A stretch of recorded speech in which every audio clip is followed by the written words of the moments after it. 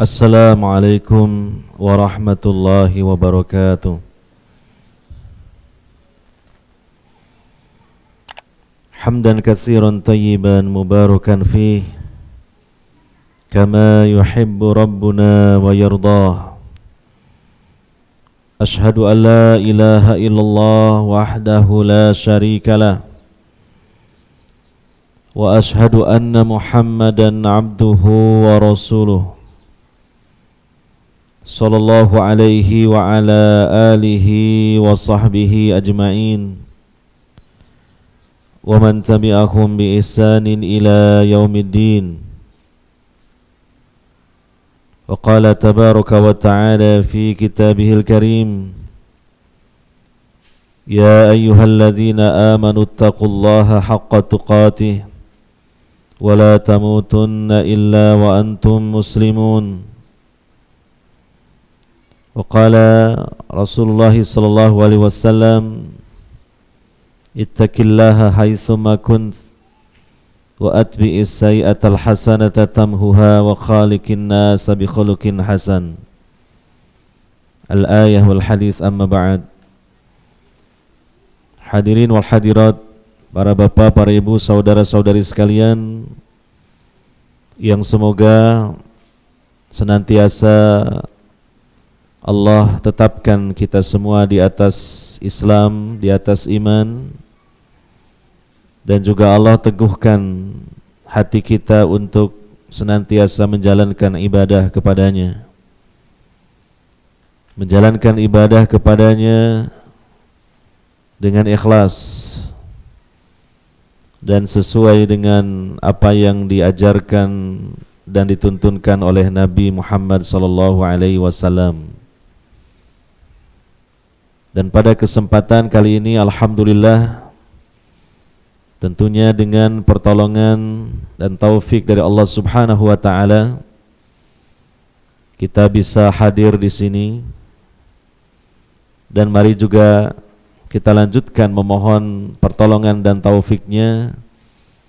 Ketika hadir di sini, kita hadir dengan sebaik-baik kehadiran kita di sini, dengan sikap dan adab yang terbaik,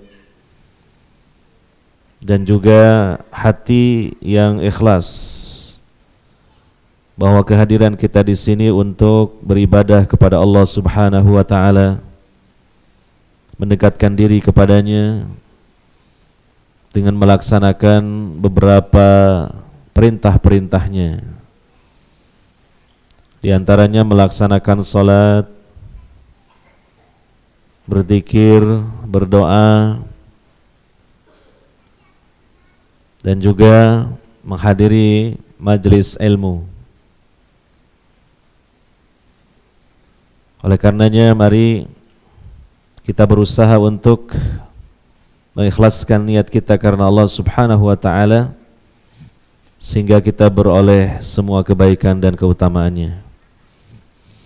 Pada kesempatan kali ini kita akan melanjutkan kembali kajian Al-Quran, tafsir Al-Quran, masih mengenai surah Ali Imran. Sekarang adalah ayat yang ke-75. Allah Subhanahu wa ta'ala berfirman, a'udzu billahi minasyaitonir rajim, wa min ahlil kitabi, dan sebagian dari ahlul kitab. Artinya tidak semuanya, sebagian. Man in ta'manhu, ada orang yang jika engkau mengamanahkan kepadanya atau menitipkan kepadanya, bikin torin, dengan harta yang banyak, yu'addihi ilaika, niscaya dia akan menunaikannya untuk engkau. Jadi ini adalah dari kalangan ahlul kitab yang mereka itu amanah. Ketika dititipi barang titipan, meskipun berupa harta yang banyak, mereka menjaga titipan itu, mereka amanah, dan pada saatnya diambil, diserahkan semuanya. Artinya dititipi barang yang banyak saja tidak diambil sebagiannya, tidak dikorupsi. Apalagi kalau lebih sedikit dari itu, tentu lebih-lebih lagi akan dijaga. Karena kalau banyak itu ada peluang untuk diambil dan mungkin tidak begitu kelihatan.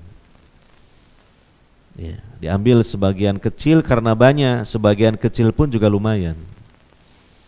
Tetapi orang ini dari kalangan ahlul kitab ini benar-benar amanah. Dititipi barang yang banyak, dijaganya. Kemudian ketika saatnya diambil, diserahkan semuanya. Ya. Wa minhum, dan di antara mereka juga, yaitu dari kalangan ahlul kitab, dari kalangan Yahud dan Nasara,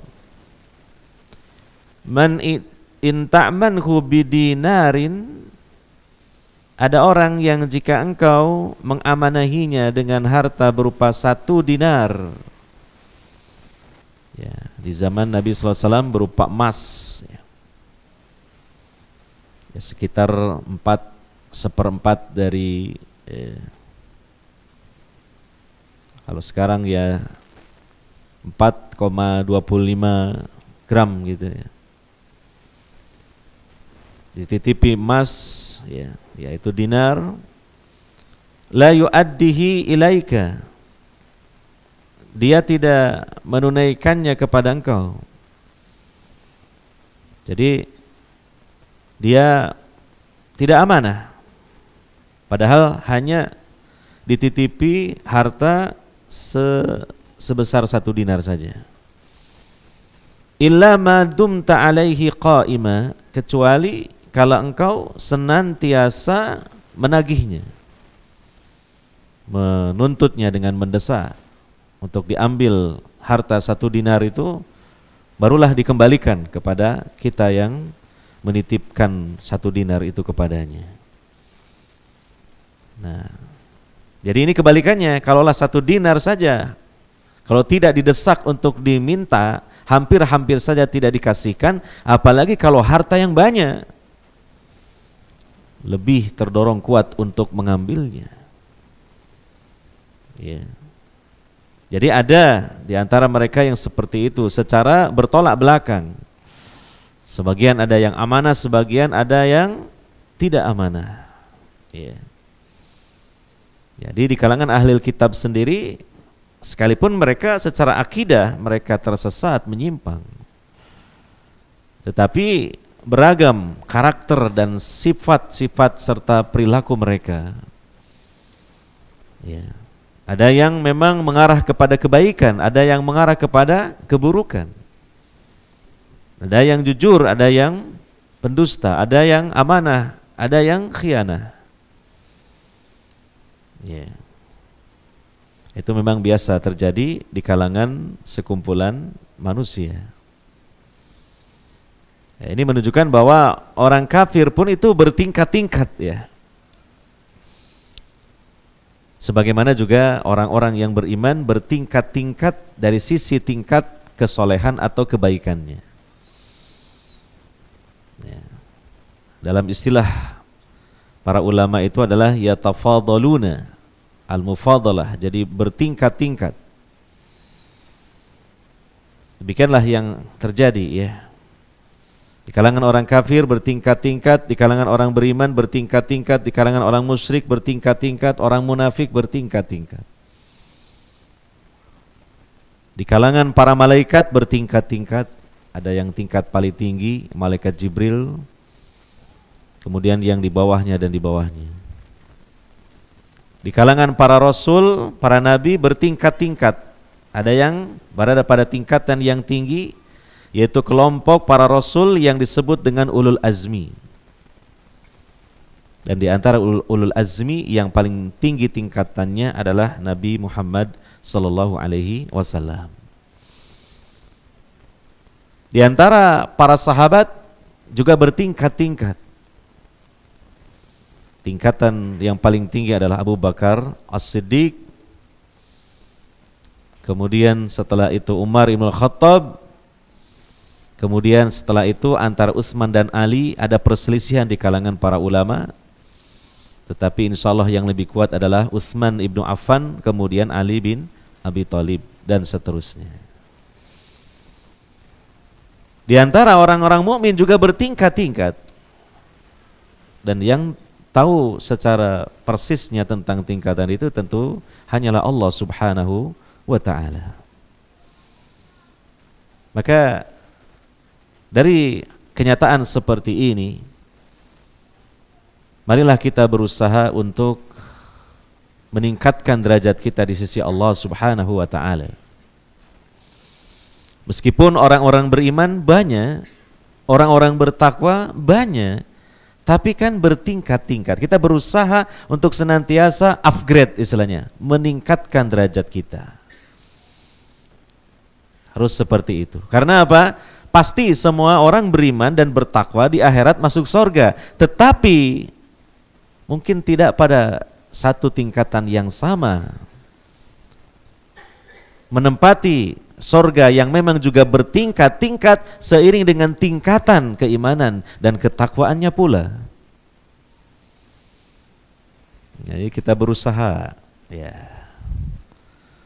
dalam sektor-sektor kebaikan ini untuk meraih tingkatan yang tinggi sesuai dengan kadar kemampuan kita. Ya. Makanya Allah Subhanahu wa ta'ala berfirman di ayat yang lain, fastabiqul khairat, maka kalian berlomba-lombalah al khairat dalam kebaikan-kebaikan. Ya. Di antara orang-orang yang beriman itu juga di dalam Al-Quran, di surah yang lain ada 3 tingkatan. Ada tingkatan yang paling tinggi, yaitu sabiqun bil khairat biidnillah.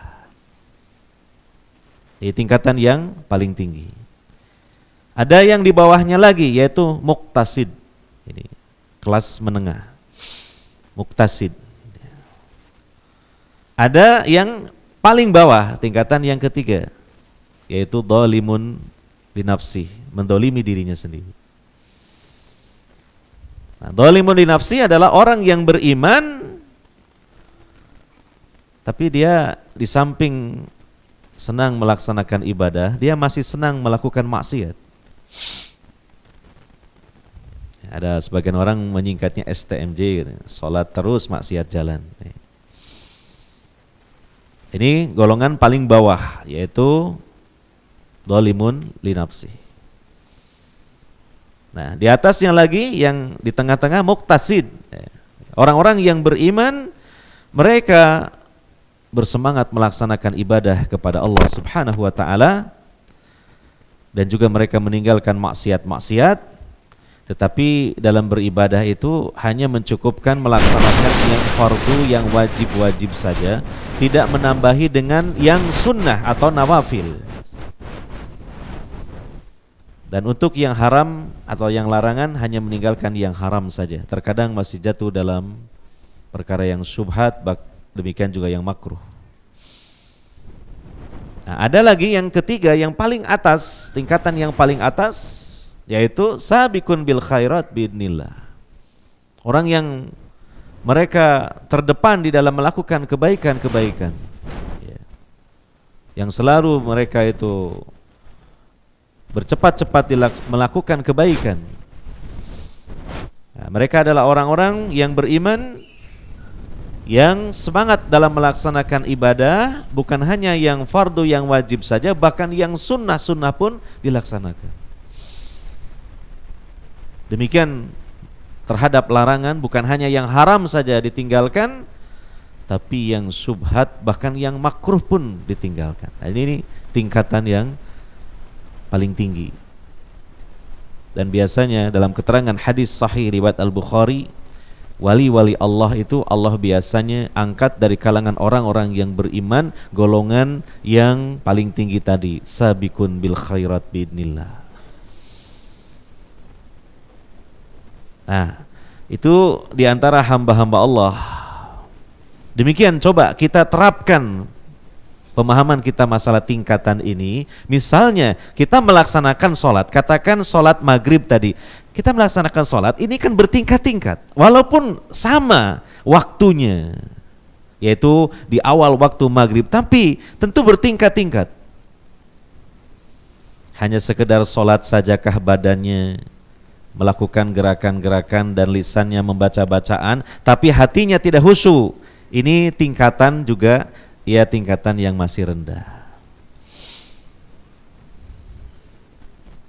Kalau ingin naik lagi tingkatannya dalam sholat maghrib, bukan sekedar hanya melaksanakan sholat maghrib meskipun juga di awal waktu saja, tetapi berusahalah menerapkan nilai al-ihsan fil ibadah. Bahwa ketika kita sholat itu, bahwa kita seakan melihat Allah, atau setidaknya kalau tidak demikian kita sedang merasa dilihat dan dinilai oleh Allah ketika kita sedang sholat. Nah, ini sudah tingkatan lagi.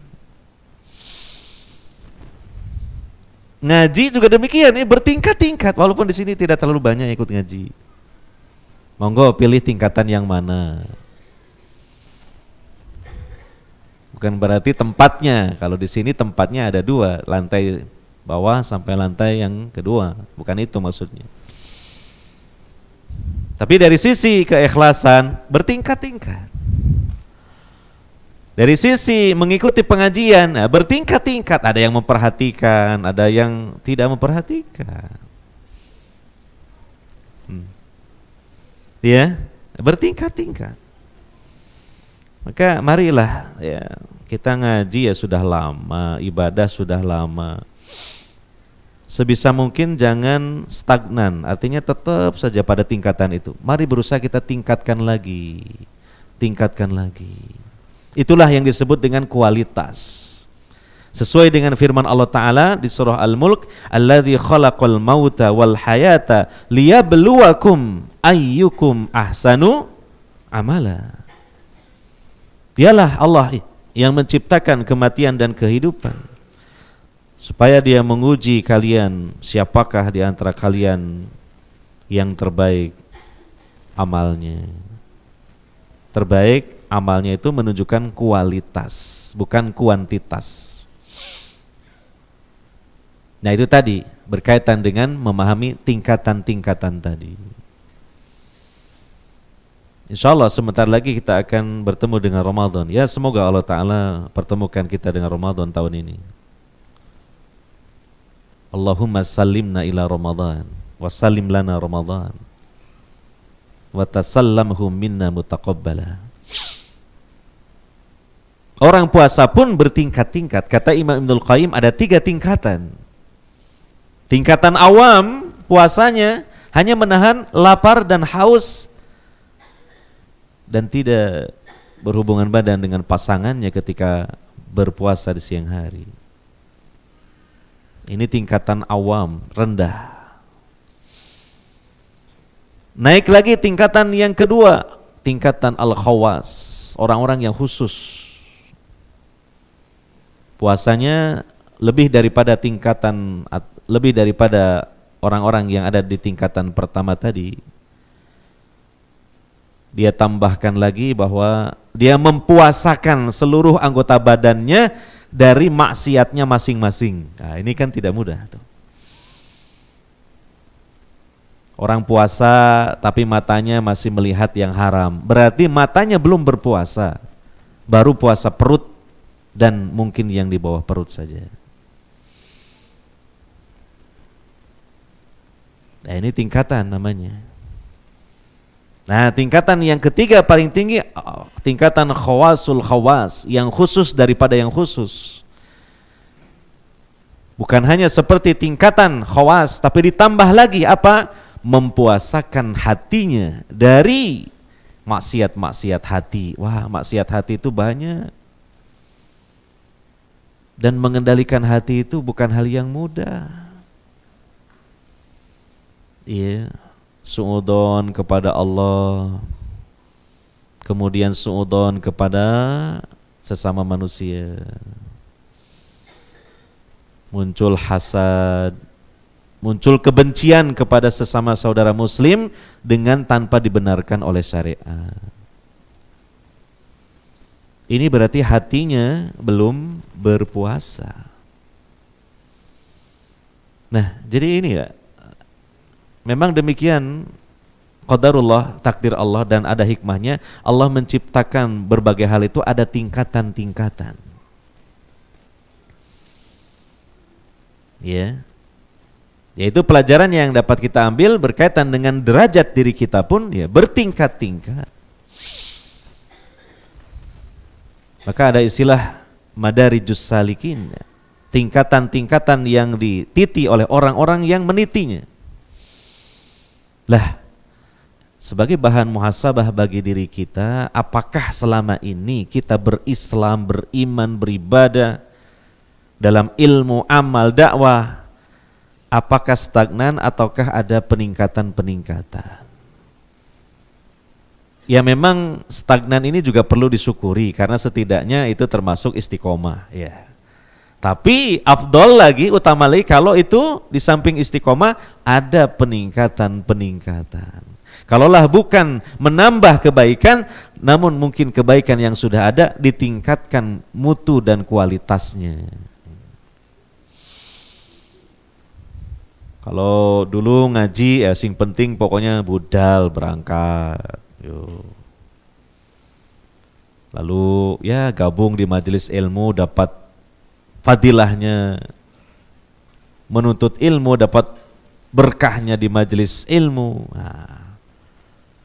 Tapi semakin lama hendaknya ditingkatkan lagi menuntut ilmu itu. Bahwa targetnya dengan menuntut ilmu ini bukan sekedar bertambah pahala, tapi bertambah ilmu, bertambah iman, bertambah kepahaman, bertambah kokoh dalam keislaman dan keimanan. Maka dia akan selalu dengan bersungguh-sungguh memperhatikan apa yang disampaikan sehingga menambah ilmu dan kefahamannya. Dan tentunya insya Allah itu menjadi sebab Allah Ta'ala meningkatkan derajatnya. Karena Nabi bersabda, man yuridillahu bihi khairan yufaqihu fid din. Siapa yang Allah kehendaki seseorang itu menjadi baik, Allah akan fahamkan, Allah akan fakihkan dalam agamanya. Paham fakih ini tentu kita harus mengupayakan dengan ikhtiar. Ya, seperti itu.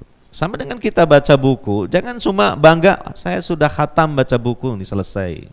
Saya taruh di lemari, oh ini buku setebel ini sudah saya baca, khatam. Nah, terus ditanya, apa isinya?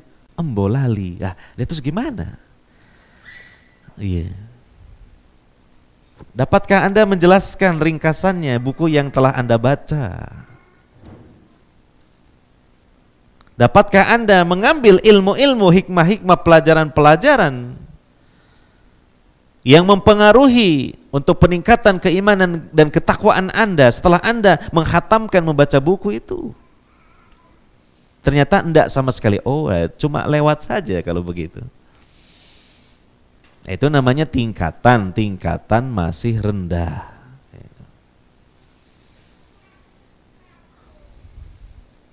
Coba itu saatnya kita, karena ngaji sudah lama lah. Apa yang kita cari, apa targetnya, nah, itu sudah harus ada semacam itu. Iya. Niat-niat yang tinggi, keikhlasannya, nah itu juga harus dipelajari. Iya. Demikian, baik oleh penyelenggara pengajian, takmir. Demikian juga para peserta pengajian. Jangan hanya cuma ini biar masjidnya rame, makmur gitu. Kelihatan kan banyak jamaahnya, wah bangga. Itu tingkatan rendah seperti itu. Bangga-banggaan dengan jumlah. Ya. Demikian mungkin thalabul ilmi, ya, semoga tidak demikian. Hanya sekedar ingin dapat fadilahnya majelis ilmu saja. Itu tingkatan rendah. Walaupun bukan yang terendah. Harusnya ada peningkatan lagi. Ya. Nah, itu mungkin juga sisi lain dapat diambil pelajaran bahwa di kalangan orang kafir saja ahlul kitab itu mereka bertingkat-tingkat. Enggak semuanya buruk lah perilakunya. Ada yang baik-baik juga. Cuma sayang deh akidah mereka ya masih tersesat. Gitu. Dzalika bi annahum qalu. Yang demikian itu karena mereka mengatakan laisa alaina fil ummiyina sabil. Tidaklah atas kami, maksudnya tidaklah kami berdosa ya fil ummiyina terhadap orang-orang yang ummi itu. Sabilun satu jalan. Maksudnya laisa alaina fil ummiyina sabil, tidaklah atas kami ini berdosa untuk melakukan apapun terhadap orang-orang ummi itu. Orang ummi itu maksudnya orang-orang Arab yang memang mayoritas ketika itu identik dengan orang-orang ummi, orang-orang yang buta huruf, tidak bisa baca, tidak bisa menulis huruf-huruf. Gitu.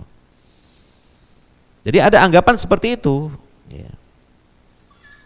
Ya, ada semacam perasaan kalau istilah modern itu superioritas, menganggap golongannya yang paling mulia, selainnya itu sangat-sangat rendah, menganggap etnisnya itu, rasnya itu, ya, itu paling tinggi, ya, yang lain-lainnya itu sangat rendah.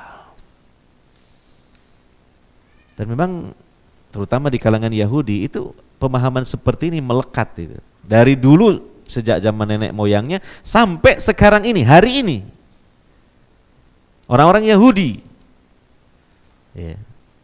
Bahkan ditanamkan oleh mereka kepada anak-anak mereka sejak dini itu untuk meyakini ras Yahudi itu yang mereka menyebutnya Israel itu yang paling tinggi di dunia ini. Yang lain-lain itu rendah.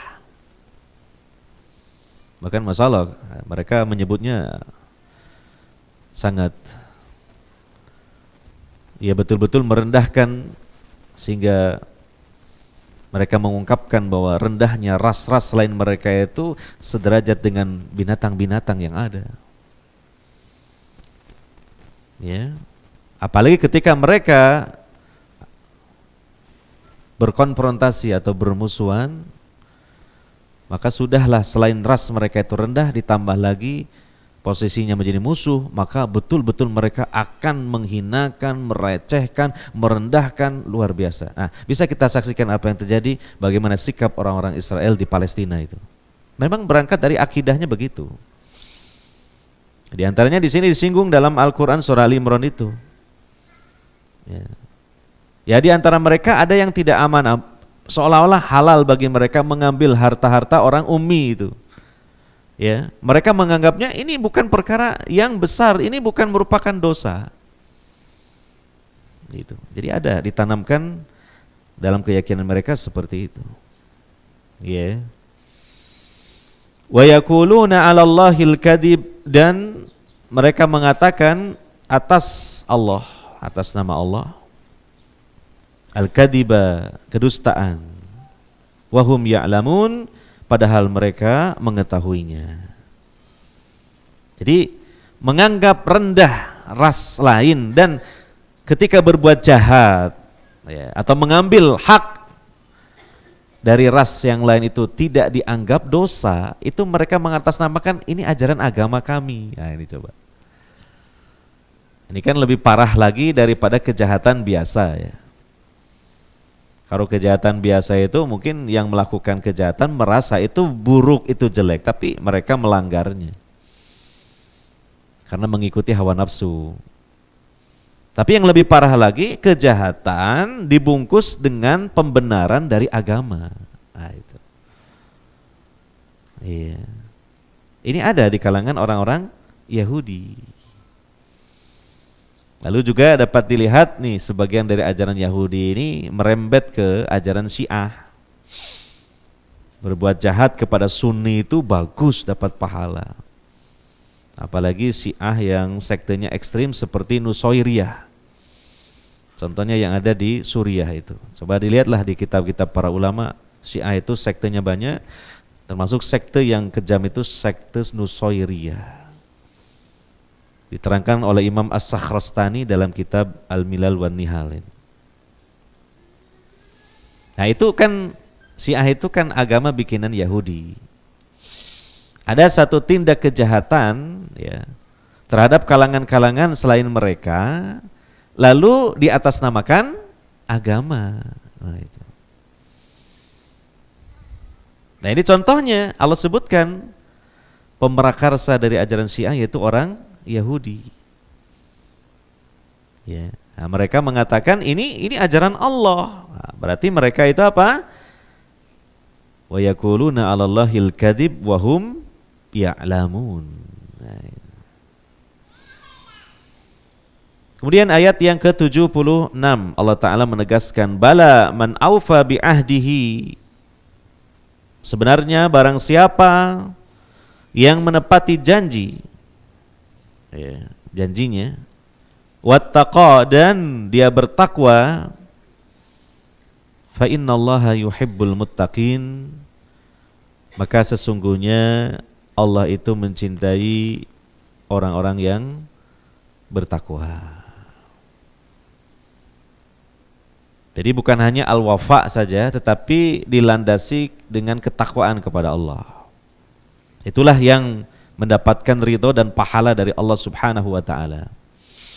Lebih kuat daripada sekedar al-wafa yaitu menunaikan janji. Dia landasi dengan ketakwaan.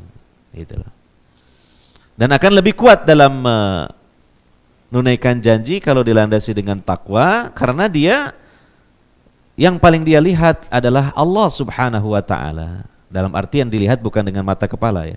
Dalam artian yang dia pandang dengan pandangan hatinya adalah Allah Subhanahu wa taala, bukan kepada pihak-pihak yang dia pernah berbuat atau melakukan perjanjian dengannya. Contoh ya. Contoh ini ya, dalam kehidupan rumah tangga itu kan suami istri itu kan punya perjanjian toh. Yang disebut dengan akdun nikah, kan gitu ya. Ada di situ kewajiban dan juga sekaligus otomatis ada haknya untuk kedua belah pihak antara suami istri. Ya. Nah, hendaknya di dalam al-wafa artinya menunaikan perjanjian seperti yang tersimpulkan dalam akdun nikah itu dilandasi dengan ketakwaan. Itu yang kokoh, itu yang kuat, itu yang mendatangkan pahala. Bukan sekedar menunaikannya karena saking cintanya. Itu enggak dapat pahala itu. Iya kan? Nah, saya kan cinta apapun yang dia inginkan. Nah, saya akan penuhi selagi mampu. Ini kadangkala bisa mudarat ya. Bagaimana ketika pasangannya yang sangat dia cintai meminta sesuatu yang bertentangan dengan syariat, karena tidak dilandasi dengan takwa Allah, ya ditunaikan juga oleh suaminya. Nah itulah. Gitu. Istrinya mengajaknya kepada suatu yang maksiat ya, karena saking cintanya ya ditunaikan, dilaksanakan, dipenuhi. Ya, nah ini namanya tidak dilandasi dengan ketakwaan. Itu satu. Yang kedua, ya, yang kedua, ya. Namanya orang menikah itu kan tidak harus saling cinta mencintai. Yang penting saling meridhoi untuk menikah. Kan gitu ya. Boleh jadi nanti dengan berawal menikah cinta akan bersemi seiring dengan perjalanan waktu. Apalagi kalau sering disirami.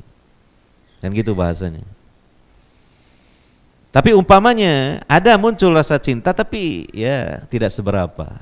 Maka ketika pasangan suami istri itu dia merasa terikat dengan akdun nikah yang kemudian harus dijalankan berdasarkan landasan takwa, dia tidak melihat apapun kecuali dia melihatnya adalah penilaian Allah Subhanahu wa taala. Allah yang memerintahkan bagi dia untuk memperlakukan pasangannya dengan baik. Dalam Al-Quran Allah berfirman, wa'ashiruhunna bil ma'ruf. Pergaulilah istri-istri kalian dengan cara yang ma'ruf, cara yang terbaik. Katakanlah pahit-pahitannya itu, kalaupun ada di antara dua pasangan suami istri itu mungkin sudah luntur cintanya atau memang belum menemukan rasa cinta, tetap dia akan berbuat baik kepada pasangannya, tidak akan sekali-kali mendoliminya karena dia takut kepada Allah. Inilah takwa. Maka ini penting sekali dalam hal wafa ini digandeng dengan takwa. Maka di ayat ini disebutkan bala man aufa bi ahdihi wattaqa. Nah, wattaqa ini dan bertakwa. Iya. Sama dengan juga kita ini bos ya, punya janji sama anak buah. Sudah janji ketemuan di mana jam berapa gitu ya. Nah, udah janji kan, disepakati. Nah, jangan kemudian apa? Kita bermudah-mudah. Terutama bosnya ya. Saya gampang lah nanti awang anak buah aja kok. Kapan-kapan aja lah gitu. Ini saya ada perlu nih, padahal perlunya juga nggak begitu penting lah. Ya dia malas lah intinya untuk ketemu. Ya. Karena menilai saya janjinya aja sama orang yang ya anak buah saya. Nah ini namanya apa? Kurang dilandasi dengan ketakwaan. Karena kalau dilandasi dengan ketakwaan, dia tidak melihat membuat janji dengan siapa, tetapi kan kepada Allah kita bertanggung jawab. Sebab orang-orang beriman itu diperintahkan oleh Allah Subhanahu wa taala untuk menunaikan janjinya. Bahkan kalau tidak menunaikan janji, dia jatuh kepada salah satu perangai dari perangai munafik. Kata Nabi SAW, ciri orang munafik ada 3, kalau berkata dia berdusta, kalau dia berjanji dia ingkari, kalau dia diberi amanah dia berkhianat. Nah itu. Jadi bukan melihat dengan siapa dia bikin perjanjian, tapi ini kan ada kaitannya pertanggungjawaban di hadapan Allah Subhanahu wa taala. Nah, inilah namanya wattaqo, takwa. Ya. Dan apa? Fa innallaha yuhibbul muttaqin. Ya. Itulah yang akan diupayakan dengan sekuat mungkin oleh orang yang beriman agar didapatkan, yaitu apa? Mahabbatullah, kecintaan Allah kepadanya. Karena Allah mengatakan fa innallaha yuhibbul muttaqin. Ya, maka sesungguhnya Allah mencintai orang-orang yang bertakwa. Kemudian ayat yang ke-77. Innal ladzina yashtaruna bi ahdillahi wa aymanihim samanan qalila. Sesungguhnya orang-orang yang menjual atau membeli ya, atau bisa juga menukar lah, itu lebih pasnya. Ya, ishtara membeli ya. Sesungguhnya orang-orang yang menukar perjanjian dengan Allah dan sumpah-sumpah mereka dengan harga yang sedikit, ya, ulaika la khalaqa lahum fil akhirah. Mereka itu tidak mendapatkan bagian bagi mereka di akhirat. Gitu. Ini pada asalnya namanya bagian di akhirat itu apa? Jannah, surga. Jadi ancaman tidak mendapatkan surga, ancaman. Ya. Siapa yang menukar perjanjian dengan Allah? Nah, ini juga bermacam-macam perjanjian dengan Allah itu. Yeah. Kalau nanti kita hubungkan dengan surah Al-Maidah ayat yang Kedua, tentang perintah Allah kepada orang-orang beriman untuk menunaikan perjanjian. Aufu bil uqud. Uqud itu penjelasannya sangat luas karena ada uqud seorang hamba kepada Allah, ada uqud seorang hamba dengan sesama hambanya yang lain. Ya, itu masuk dalam uqud juga. Ada di situ tauhid juga uqud itu. Ada peribadahan kepada Allah itu juga adalah uqud. Ada juga perjanjian muamalah dengan sesama manusia, itu juga namanya uqud. Ya, maka ya bisa saja memang seseorang yang menukar perjanjian dengan Allah dan juga sumpah-sumpah mereka dengan harga yang sedikit, ya, dengan harga dunia, mereka tidak mendapatkan surga. Ancamannya demikian. La khalaqa lahum fil akhirah. Kemudian tidak hanya itu saja, wala yukallimuhumullah.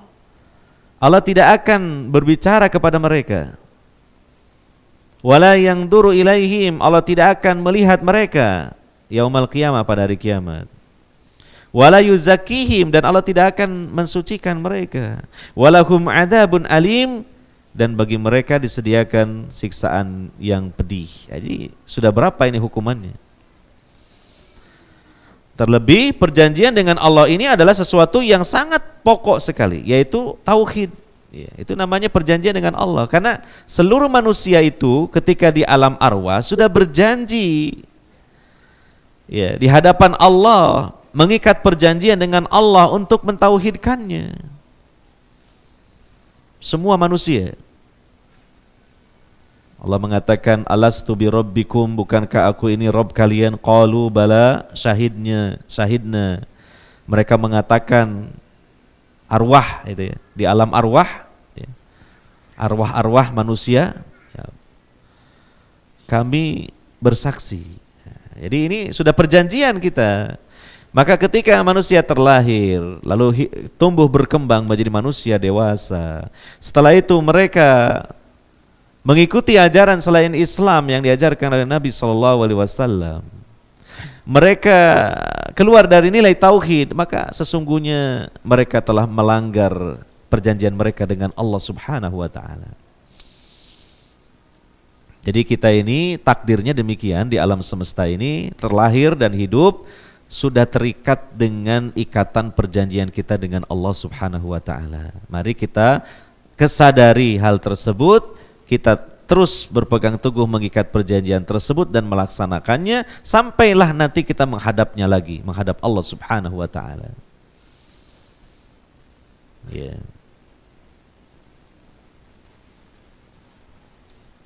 Berkaitan dengan ayat tersebut,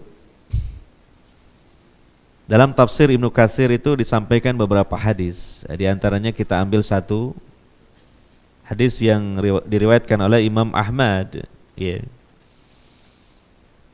An Abi Dzarrin qol, dari sahabat Abu Dzar beliau mengatakan, qala Rasulullah sallallahu alaihi wasallam, bersabda Rasulullah sallallahu alaihi wasallam, salasatun la yukallimuhumullahu wa la yanzuru ilaihim yaumal qiyamah wa la yuzakkihim wa lahum adzabun alim.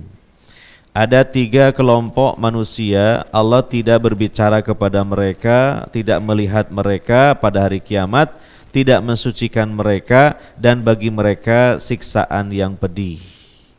Sudah berapa itu? Tidak diajak bicara oleh Allah, 1. Tidaklah Allah melihatnya, 2. Tidaklah Allah mensucikannya, 3. Dan bagi mereka azab yang pedih, 4 ancaman. Qultu, kata Abu Dzar, ya Rasulullah, wahai Rasulullah, manhum, siapa mereka itu? Nah, khabu wa khasiru, mereka adalah orang yang hampa dan rugi. Artinya hampa itu kehilangan banyak kebaikan dan mereka merugi.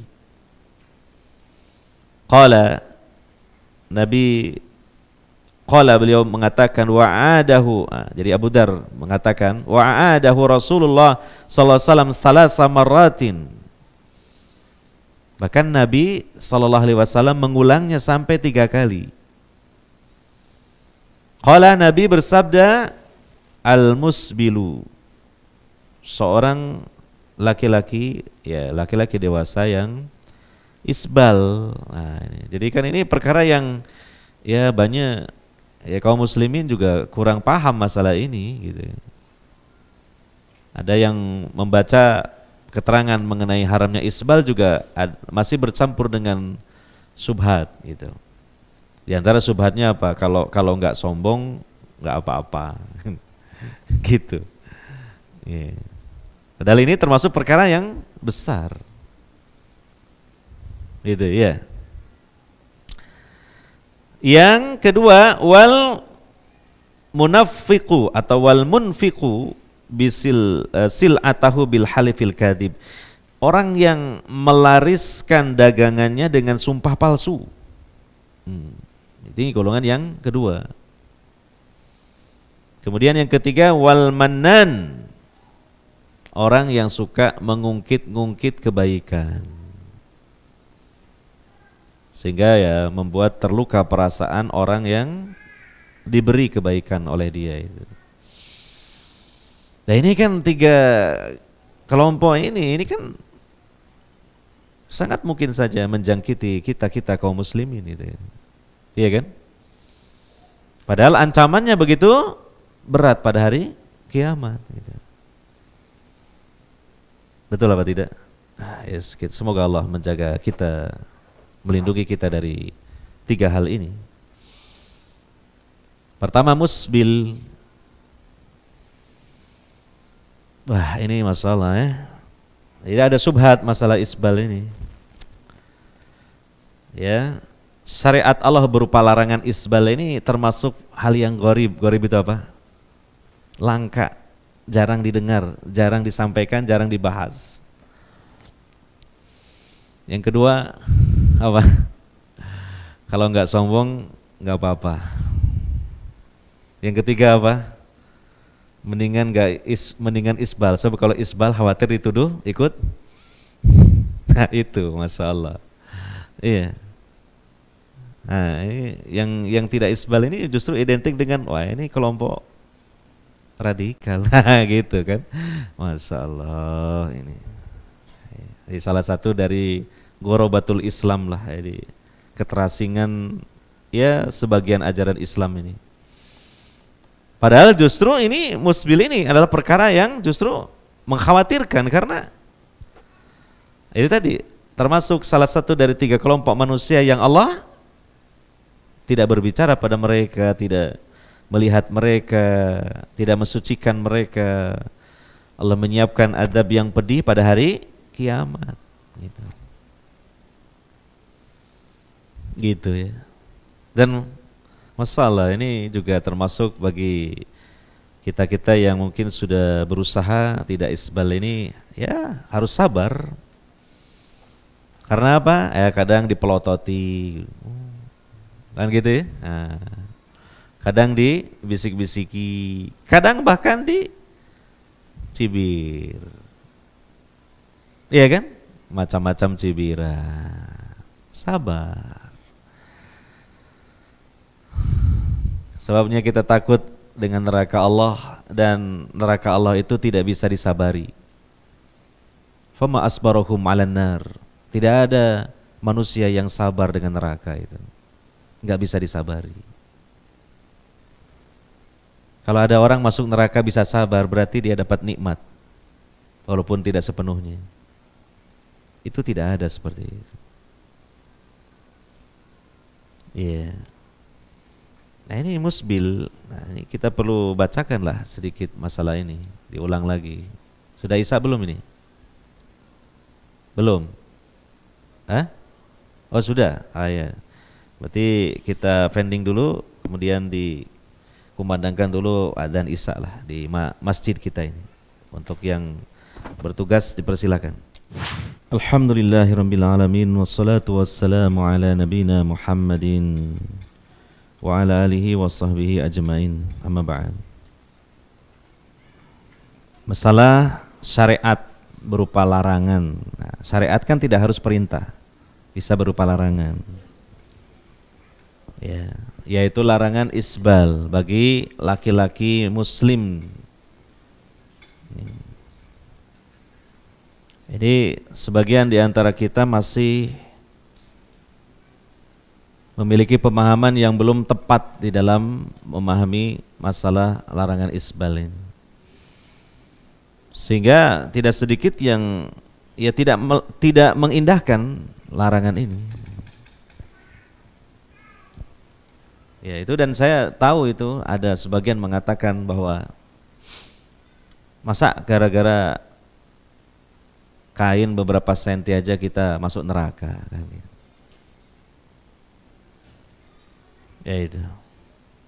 Dan maka kita jawab, lah bagaimana dengan hadis Nabi sallallahu alaihi wasallam? Nabi sallallahu alaihi wasallam bersabda di hadis Al-Bukhari, "Ma asfala minal ka'bain minal izar fahuwa finnar." Apa-apa yang ada di bawah dari dua mata kaki berupa kain, maka dia diancam di neraka, fahuwa finnar. Itu Nabi yang berbicara. Bukan kita, ya kita dari mana? Tidak tahu kita awalnya. Tahu karena diberitahu oleh Nabi sallallahu alaihi wasallam. Iya. Dan boleh jadi ya, perkara yang kadang kita menganggapnya remeh kecil, tetapi itu menjadi batu sandungan di akhirat untuk masuk surga, alias menjadi sebab masuk neraka. Sebagai analogi, dalam hadis yang lain Nabi bersabda, la yadkhulul jannata man kana fi qalbihi misqala dzarratin min kibr. Tidak akan masuk surga seseorang yang di dalam hatinya ada kesombongan walaupun sebesar biji sawi. Biji sawi besar apa kecil? Sangat kecil. Tetapi kesombongan walaupun kecilnya sekecil itu menjadi sebab la yadkhulul jannah, tidak masuk ke dalam surga. Nah, maka berkaitan dengan larangan isbal ini harus kita indahkan, artinya kita menghindari isbal ini. Iya, karena Nabi SAW sendiri yang menyebutkan tentang hal tersebut dan menyebutkan ancamannya. Ya. Kemudian yang kedua, ada syubhat bahwa isbal tidak apa-apa kalau tidak sombong. Dan ini yang paling banyak ya, dari syubhat-syubhat itu adalah semacam ini. Ya, karena di redaksi hadis yang lain disebutkan ketika Nabi melarang isbal itu ada kalimat khuyala. Khuyala maknanya adalah kibr, sombong. Seolah-olah itu menjadi satu catatan dengan satu pemahaman yang dilarang itu isbal yang ada sombongnya. Kalau isbal itu tidak diiringi sombong, maka tidak apa-apa. Padahal hadis tersebut dijelaskan dengan hadis yang lain, bahwa khuyala itu memang sudah melekat satu sifat bagi isbal dalam keadaan apapun. Kecuali ya kalau orang sudah berusaha lalu melorot celananya, itu kan tidak sengaja. Seperti Abu Bakar As-Siddiq pernah melakukan itu, beliau berusaha untuk tidak isbal, mengangkat kainnya, tetapi kadangkala melorot karena beliau ini seorang laki-laki yang kurus. Ya. Ya, beda itu. Dan tidak dibiarkan terus, beliau pun mengangkat lagi, cuma terkadang melorot. Nah, itu. Jadi khuyala itu sifat yang melekat, bukan menunjukkan adanya dua hal. Artinya kalau ada menjadi dilarang, kalau tidak ada menjadi tidak dilarang.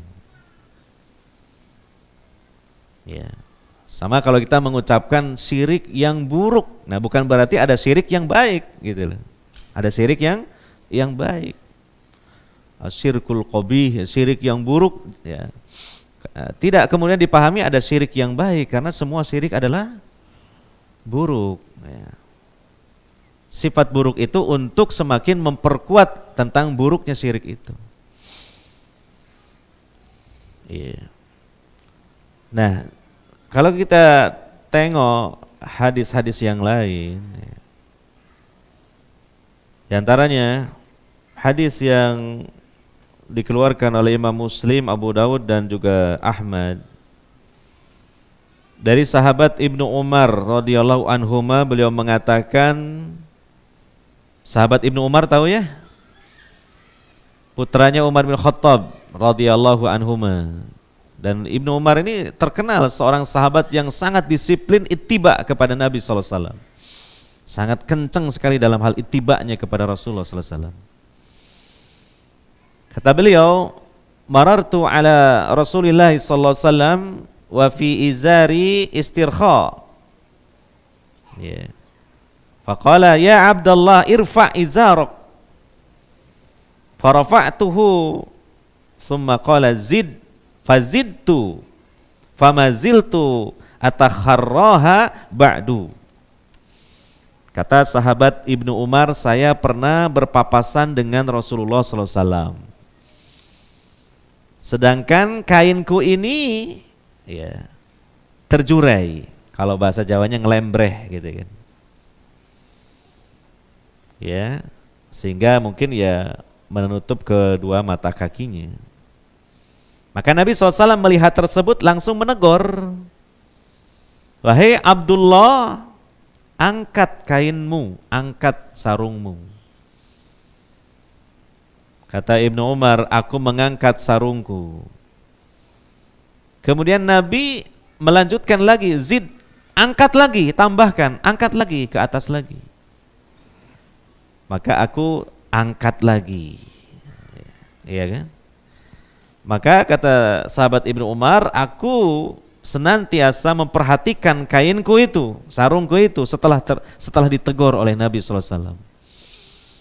Jangan sampai menutup lagi kedua mata kaki. Yeah. Nah, berkaitan dengan hadis ini dan kejadian ini, yeah. Syekh Al-Muhaddis Al-Albani rahimahullah beliau mengatakan, memberikan komentar, apabila sahabat Ibnu Umar saja yang termasuk sahabat yang mulia dan bertakwa, Nabi SAW tidak diam terhadap sarungnya yang melorot hingga melebihi mata kakinya, bahkan memerintahkannya untuk mengangkat sarungnya. Bukankah hal ini menunjukkan bahwa isbal itu tidak berkaitan dengan sombong ataupun tidak sombong?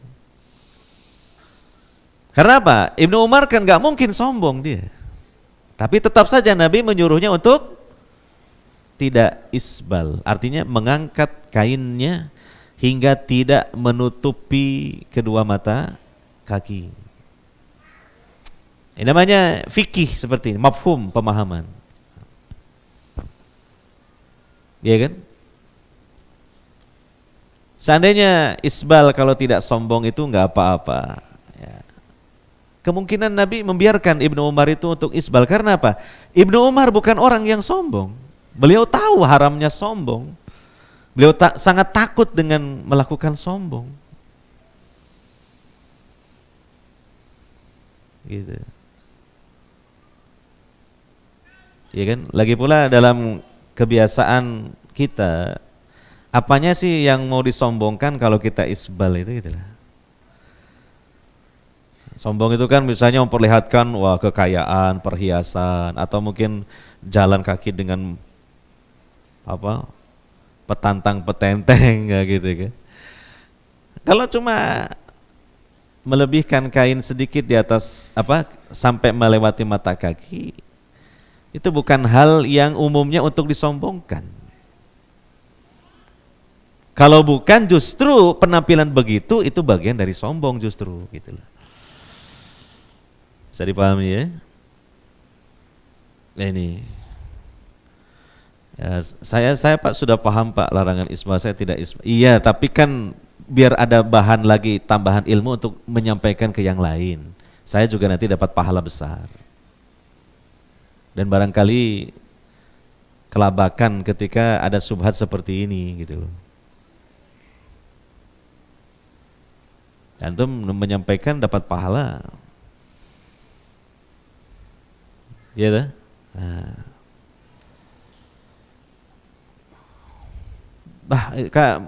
Sulit Pak orang sekarang menerima masalah belum tentu. Jangan begitu. Ya. Hidayah itu Allah yang memberikan, bukan kita. Gitu ya.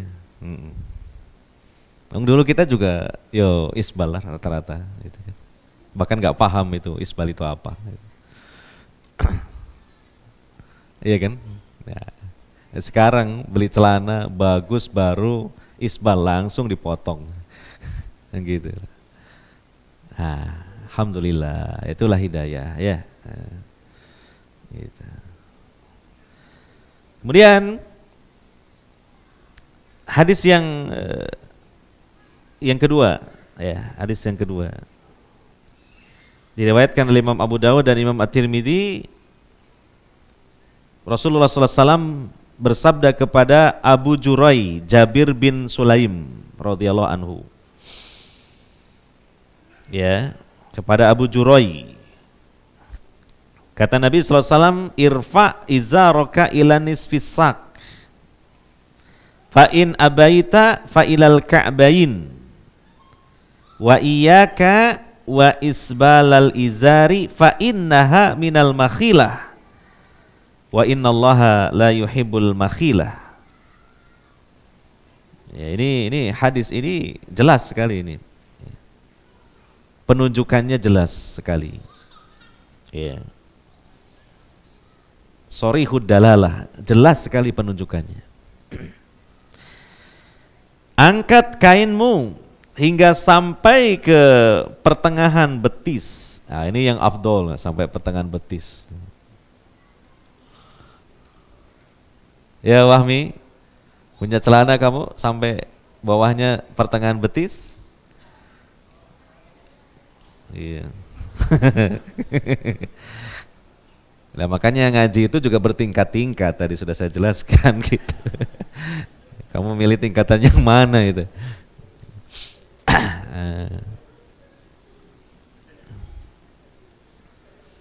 Paling kita punya celana yang begitu itu untuk santai-santai. Mau rekreasi ke pantai, mau apa ya, jalan-jalan pagi, mau sepeda ontelan, nah, okay. Atau mungkin di rumah buat ngepel-ngepel rumah kan enak tuh celana. Padahal itu yang afdol itu, yang paling utama itu, kalau bisa itu.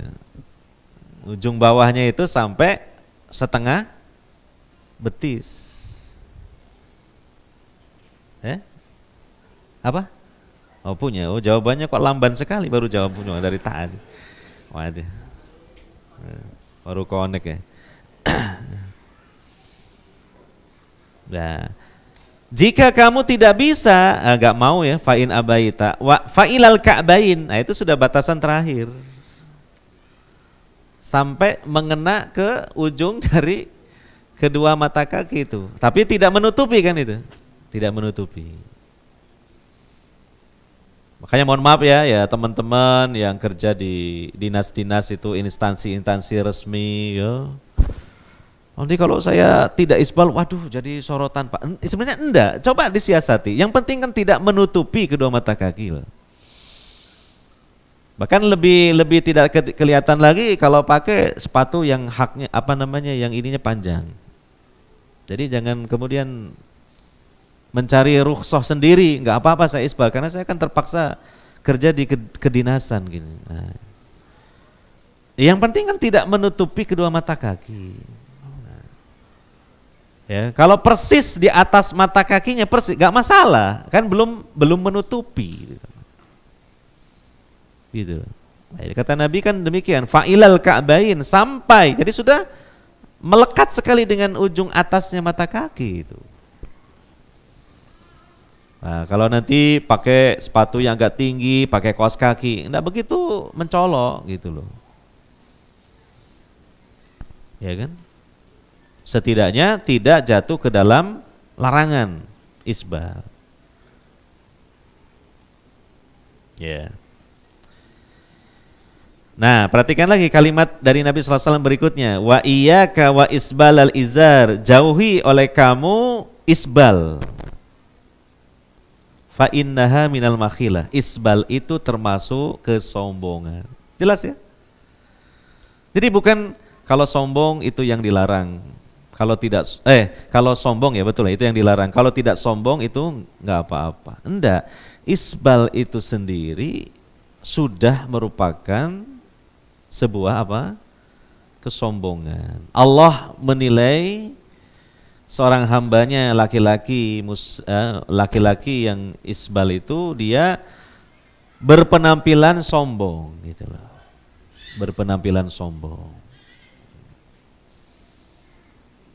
Ya kan? Kesombongan itu kan tidak harus dengan ucapan tuh. Bisa dengan apa? Perilaku atau penampilan. Urufnya kita aja misalnya ada orang anak muda ngomong sama orang tua sambil berkaca pinggang ini. Kira-kira pantas apa enggak? Baik apa enggak? Biasanya orang menganggap apa? Sombong kan gitu. Padahal dia ngomongnya halus. Pak, kajengnya teng pundi, tapi sambil begini. Iya kan? Nah, jadi ada kesombongan itu dalam bentuk penampilan, yaitu apa? Isbal. Termasuk di kitab Riyadhus Shalihin ada kesombongan dalam bentuk penampilan. Apa itu? Kalau duduk di atas permadani yang terbuat dari kulit harimau, itu dilarang. Karena menunjukkan kesombongan. Ya, begitu. Jadi ini untuk membantah bahwa anggapan kalau yang dilarang itu isbal jika diiringi dengan apa? Kesombongan. Padahal Nabi SAW mengatakan fa innaha minal makhila. Isbal itu termasuk dari kesombongan. Wa innallaha la yuhibbul makhilah, dan sesungguhnya Allah tidak mencintai kesombongan. Nah, jadi ini mungkin ya sekedar yang ingin saya sampaikan berkaitan dengan masalah isbal itu yang jangan kita anggap remeh karena ancamannya cukup berat ya. Ancamannya berat dari sabda Nabi SAW tadi, ada 3 kelompok manusia yang Allah tidak berbicara kepada mereka, tidak melihat mereka, tidak mensucikan mereka, dan Allah sediakan adab yang pedih. Yang pertama al-musbil, nah itu. Yang kedua al-munafiqu bisil'atahu, yang melariskan dagangannya bil halif kadib, dengan sumpah dusta. Demi terjual dagangannya dia bersumpah bahkan dengan menyebut nama Allah. Demi Allah ini barangnya ori, padahal bukan ori, KW, tapi dia mengatakan begitu. Nah, ini juga salah satu bentuk kesalahannya adalah dia tidak beradab kepada Allah Subhanahu wa taala, melibatkan nama Allah dalam kedustaan gitu. Melibatkan nama Allah dalam kedustaan gitu. Kalau kita bahas di kitab Tauhid itu ada bab seperti itu.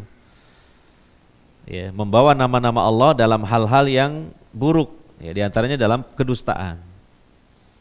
Bahkan kalau orang juga selalu membawa nama-nama Allah dalam hal-hal yang sepele, itu tidak beradab kepada Allah. Artinya apa? Dikit-dikit bersumpah atas nama Allah. Padahal dalam hal yang remeh. Ya hanya biasa-biasa saja, bukan perkara yang penting. Itu termasuk hal yang kurang dalam ketauhidan. Apalagi dalam kedustaan. Makanya ini ancamannya ancamannya adalah besar.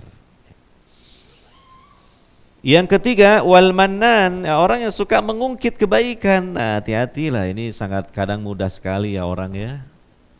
Sebab emosi tersinggung lah kepada seseorang yang pernah dia baikin gitu kan. Akhirnya dia ungkit-ungkit kebaikannya masa lalu. Oh, kamu ini ya, kalau enggak saya dulu yang ngutangi aja gitu. Wah, kamu ini sudah kemeleler, gak punya rumah misalnya. Kamu ini macam-macam diomong lah ya.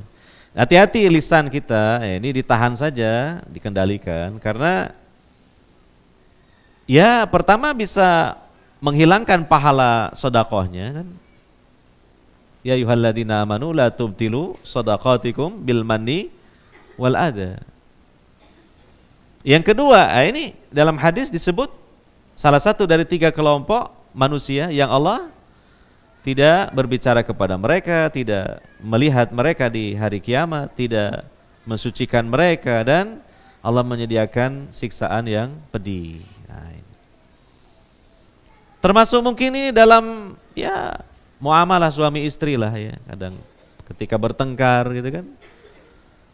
Suaminya karena merasa dia yang menafkahi, kamu ini siapa yang ngasih kamu makan selama ini? Ya kan? Yang mengasih ini uang untuk kamu selama ini siapa kan? Bukan siapa-siapa. Ya, aku ini. Nah, itu. Istrinya juga gak mau kalah, diungkit juga gitu kan. Gak tahu apalah nanti omongannya. Atau orang tua marahin anak, siapa yang menyekolahkan kamu ini? Biayai kamu, nyangoni kamu ini. Ya bapakmu ini kan. Nah, jadi kan ini ungkapan mengungkit-ungkit kebaikan. Hati-hati gitu kan. Ya kan? Ya, karena ya kebaikan itu kan Allah lah yang memberi kemauan dan kemampuan bagi kita untuk berbuat baik, kan Allah gitu kan. Tanpa itu kita tidak mampu, nggak bisa. Yang kedua, sudahlah Allah yang memberi kemauan dan kemampuan bagi kita untuk bersedekah, Allah pun berikutnya kasih pahalanya juga untuk kita. Dari Allah lagi juga pahalanya. Jadi kita ini siapa kan gitu, ya. Kita ini siapa? Sehingga itu kalau direnungkan, buat apa kita mengungkit-ungkit kebaikan kita? Ya, nah, makanya ini diancam dalam hadis Nabi Al-Mannan, ya, Al-Mannan. Beda dengan An-Namam. Namam itu provokator. Kalau Mannan, orang yang suka mengungkit-ungkit kebaikan dia. Ya, hadirin wal hadirat yang dimuliakan oleh Allah Subhanahu wa taala. Itu tadi berkaitan dengan ayat 77. Jadi kalau makna dari menjual perjanjian dengan Allah dan sumpah-sumpah mereka dengan harga yang sedikit, yaitu tentu banyak ya. Dan itu tentu ya bertingkat-tingkat ya, ya.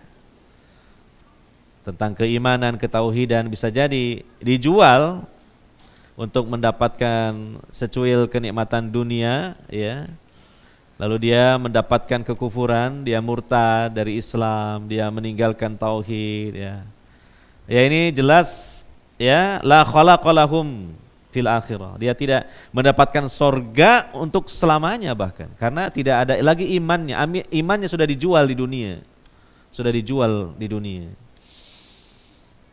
Ya, tapi kalau kurang dari itu ya diancam juga dengan neraka, tetapi ya tentu ada mani, artinya penghalang yang membuat dia tidak kekal di neraka, yaitu adanya keimanan dan ketauhidan.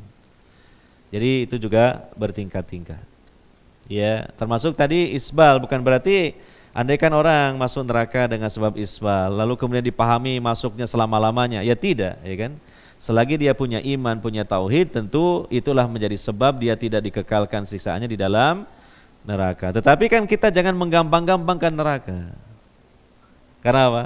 Tidak ada yang sabar untuk merasakan panas pedihnya di neraka. 1 hari di akhirat sama dengan 1000 tahun di dunia ini. Na'udzubillahi min dzalik. Jangan sampai. Oh, enggak apa-apa, saya masuk neraka cuma setengah hari saja. Loh, setengah harinya sama dengan berapa? 500 tahun. Lamanya luar biasa. 5 abad lamanya. Iya. Nah, kita berusaha setelah kita mengetahui keterangan dari sebab-sebab yang bisa menghantarkan kepada neraka, untuk kita hindari dan berlindunglah kepada Allah Subhanahu wa taala agar kita tidak dimasukkan ke dalam nerakanya. Demikian, semoga bermanfaat. Mohon maaf tidak ada sesi tanya jawab ya, karena mengingat mungkin sudah segera kita harus melaksanakan salat Isya. Ya, subhanakallahumma wa bihamdika asyhadu alla ilaha illa anta astaghfiruka wa atubu ilaik. Wassallallahu ala nabiyyina Muhammadin wa ala alihi wa sahbihi ajmain. Wassalamualaikum warahmatullahi wabarakatuh.